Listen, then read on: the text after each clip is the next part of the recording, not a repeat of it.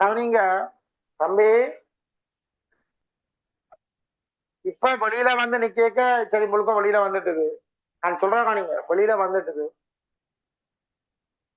வெளியில வந்துட்டுது. இதுல வந்து நீ நின்று கொண்டு அங்கால போயிடாம இருக்கிறதுக்கு என்ன காரணம்? நான் சொல்றேன் சொல்றதை கவனிக்காது. நான் ஒரு விஷயம் சொல்ல வலிக்கிற போறோம், ஏதோ சொல்ல போறான்னு கவனிக்காருங்க. ஒரு சத்தோடும்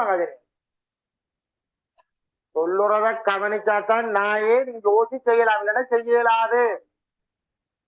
வெளியில வந்து எட்ட நிக்குதுன்னு வையுங்க, சரியா? வெளியில வந்து எட்ட நிக்குது, ஏன் போயில்லை? அங்கால காவலியா இருக்கு, போய் காவலியா இருந்தா போகாதாண்டா போகும்.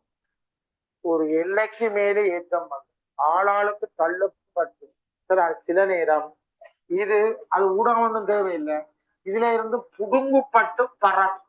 இப்படி கல் எறிஞ்ச மாதிரி போகுமே தண்டவாரி ஆள புடுங்கி பறக்கும். ஒரு எல்லைக்கு மேல போனா இதையும் இந்த இந்த பிணைப்பையும் புடுங்கி கொண்டு ஏற்றம் பறக்கும். அந்த நேரத்தில் அதுக்கு ஊடகம் தேவை இல்லை. இதுதான் சூரியன்ல நடந்து கொண்டிருக்கிற நிகழ்வு. சூரியன்ல நடந்து கொண்டிருக்கிற நிகழ்வு அதுதான். என்னென்றால் சூரியன்ல மேற்பரப்புக்கு சூட்டின் காரணமாக எக்கச்சக்கமான ஏற்ற அயன்கள் வந்து சேரும். இலத்திரன் பிளஸ்கள் மைனஸ்கள் உரிப்பட்டது வரும். சரி, இலத்திரண்டு வை உரிப்பட்ட மைனஸ் வருது, எக்கச்சக்கமா வாரதால இது மாதிரி ஒரு குளத்துல அந்த ஏற்றம் ஆளாளுக்கு தள்ளுப்பட்டு நிக்க இல்லாம புடுங்குப்பட்டு ஒரு வேகத்தோட வெளியில பாயுது. விளங்குதா சொல்றது? அதைத்தான் நாங்கள் என்னன்னு சொல்லிக் கொள்ளுகிறோம், சூரிய புயல் என்று சொல்லிக் கொள்ளுகிறோம். நான் சொல்றத வடிவாக நீங்க இந்த சொல்றீங்க. அப்ப சூரிய புயல் என்று இதைத்தான் சொல்லுகிறார். அந்த ஏற்றம் பாஞ்சு வாரது, ஒளி வாரது மின்காந்த போட்டோன் வார கதையை விட இது ஏற்றம். இந்த ஏற்றம் பூமிக்குள்ள வரக்கூடாது.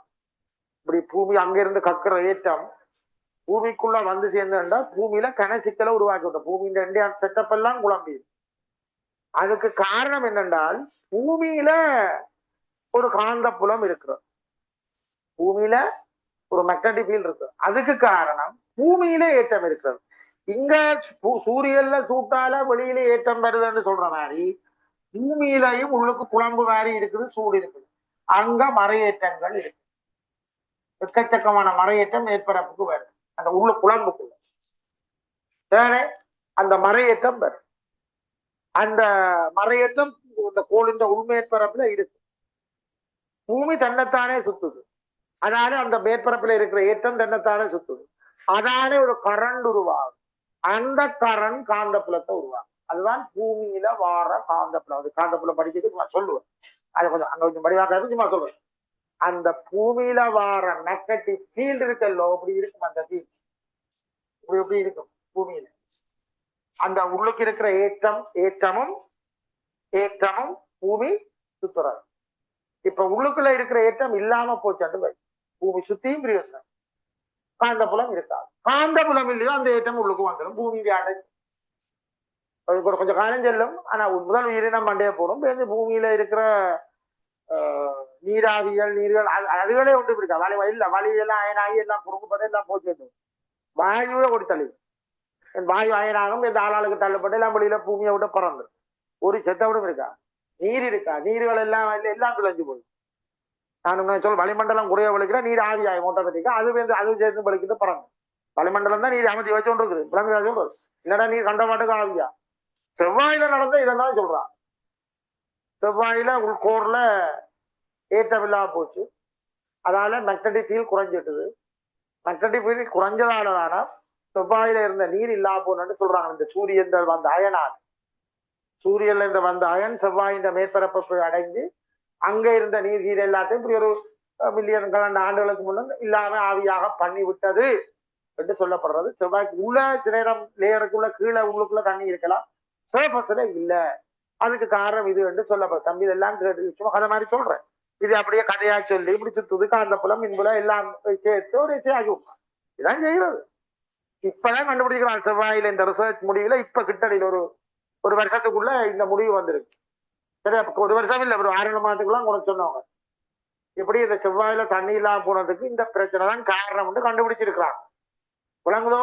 அப்ப எல்லாம் சேர்த்து கேள்வியில கொழுவலாம். அப்படித்தான் கேள்வி எஸ்ஐ கேள்வி உருவாக்குறாரு. சரியா? புரியுதா பிரச்சனை? சரி, அதை பற்றி காந்தப்புலம் படிச்சா அப்புறம் இது தெளிவா விளங்கும். சும்மா ஒரு கருத்துக்காக சொன்னேன். இப்ப அப்ப வெடிச்சு பறக்கிறது அந்த ஒரு அளவுக்கு அதிகம் மட்டும் அது ஊடகம் தேவை.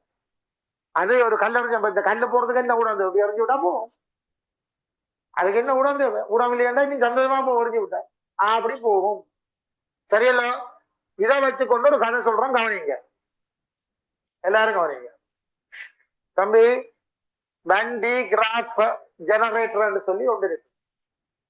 வண்டி கிராஃப் ஜெனரேட்டர் சொல்லி ஒன்று இருக்குது. சொல்ல போறோம், கவனிங்க. லேப்ல எல்லாத்த பள்ளிக்கூடங்கள்லயும் அநேகமா இருக்குது. இப்ப நான் படிப்பிச்ச செகண்டரிஸ்ல இருந்த வேண்டாம், கட்டாயம் எல்லா பள்ளிக்கூடத்தையும் இருக்கும் நான் நம்புறேன். அங்க இருந்தது. எல்லாரும் கவனிங்க, கலக்க வேண்டாம், கலக்காம இருக்கு.